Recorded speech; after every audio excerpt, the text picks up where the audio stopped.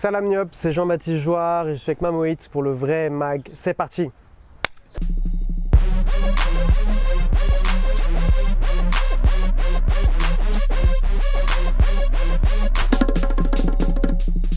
Je suis photographe, vidéaste français basé à Dakar depuis 2013.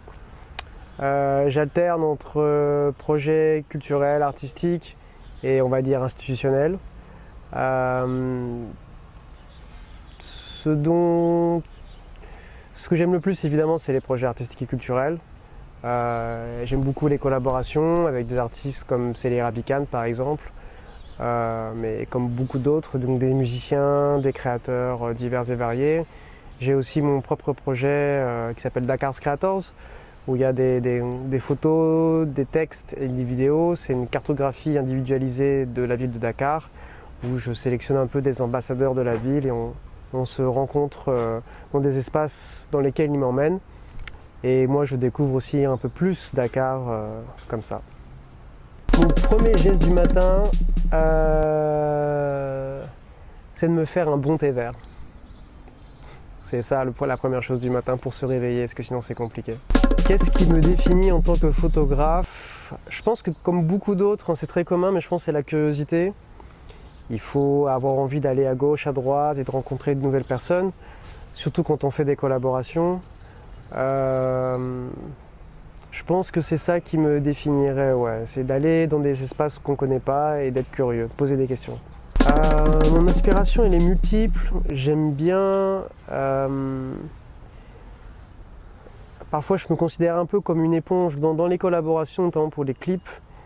On fonctionne toujours au feeling, il faut que j'ai une bonne sensation avec les artistes que j'ai en face de moi.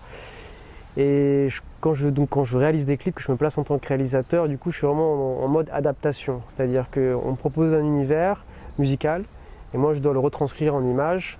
Donc on doit faire des propositions qui sont liées à la musique voilà, de l'artiste ou des artistes. Et moi j'aime bien faire ça. J'aime bien essayer de raconter des histoires qui me touchent en utilisant d'abord en faisant une adaptation. Comme un réalisateur de fiction peut adapter un livre, moi, dans le cadre des clips, j'aime bien utiliser voilà, la matière brute, donc la musique. Si je fais le bilan de ma carrière artistique à Dakar, il y a quelques collaborations qui sont quand même... je pense que la rencontre avec Célie et Ibaku, qui sont deux artistes majeurs ici, m'ont vraiment beaucoup aidé. Travailler au collectif des Petites Pierres a aussi été quelque chose de fondamental, parce que ça m'a permis de rencontrer énormément de personnes à Dakar, le milieu culturel. Ensuite, il y a mon projet personnel que j'ai cité tout à l'heure, qui s'appelle Dakar's Creators et qui est toujours en cours, qui est une belle... que je trouve à titre personnel, c'est mon projet, c'est normal, je dis ça, mais que je trouve que c'est un projet qui m'a vraiment permis de découvrir aussi d'autres espaces de la ville, d'autres environnements que j'aurais jamais connus en temps normal. Yassa poulet. Si j'étais une spécialité sénégalaise, je serais le yassa poulet. Doux et consistant à la fois. La créativité sénégalaise, de toute façon moi c'est ce qui m'a fait m'installer au Sénégal, hein, c'est vraiment la scène créative. Je la trouve hyper intéressante, diversifiée. Et encore une fois, il y a beaucoup de jeunes qui poussent, que ce soit dans le milieu du hip-hop ou ailleurs, dans les arts visuels. Et il y a aussi des artistes qui sont un peu plus âgés, qui sont toujours là en train de produire des œuvres importantes.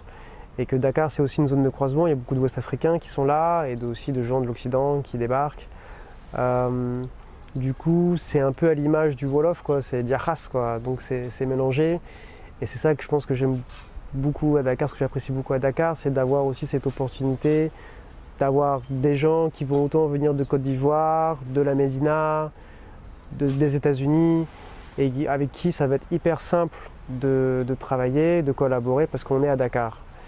Et donc du coup, je pense que c'est un petit peu tout ça, cette hybridation de personnes voilà, venant d'horizons différents, mais qui sont un peu dans le même mood, quoi, entre guillemets, et qui ont cette capacité à... Moi, je suis un étranger ici, je suis un immigré, donc...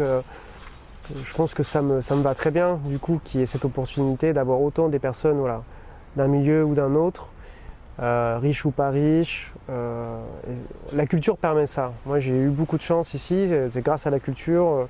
Dès que je suis arrivé, j'ai rencontré des gens qui sont devenus mes amis et qui sont toujours aujourd'hui.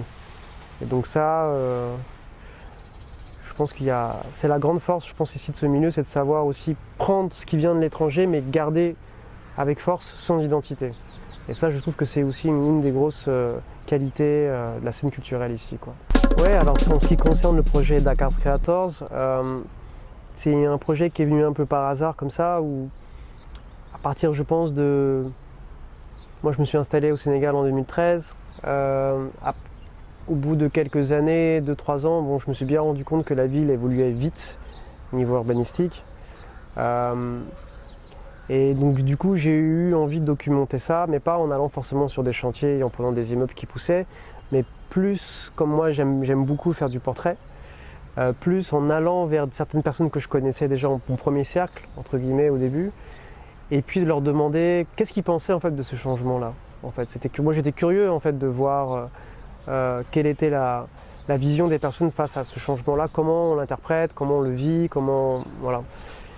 Et du coup, suite à ça, en me rendant compte que j'avais aussi pas mal de portraits intéressants à divers endroits de la ville, qui est très différent, puisque Dakar propose des environnements, des vieilles maisons d'un côté, des immeubles flambant neufs de l'autre, des petites gargotes, la plage, l'autoroute, voilà. On a vraiment des environnements très très différents à peu de distance, et que tout ça voilà, change très vite.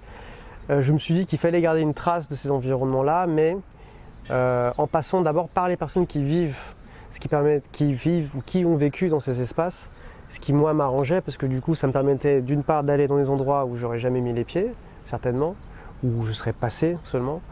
Il y a des endroits que je connaissais mais je m'étais jamais arrêté véritablement. Et ensuite c'est d'apprendre plus sur ces lieux et d'apprendre plus en même temps sur les personnes que je suis en train d'interviewer.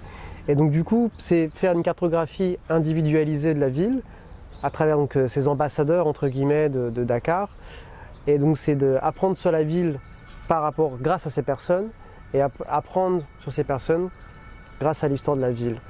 Écoute, mes projets à l'heure actuelle, donc encore une fois Dakar Creators, ça continue.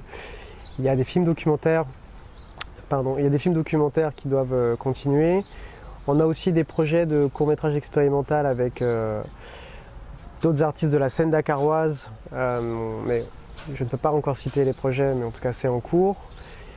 Et voilà. Et aussi d'autres collaborations pareilles avec des artistes sur des clips et puis aussi voilà, des séries de photos. Mais encore une fois, comme c'est dans les cartons, malheureusement je ne peux pas encore donner plus d'indications par rapport à ça.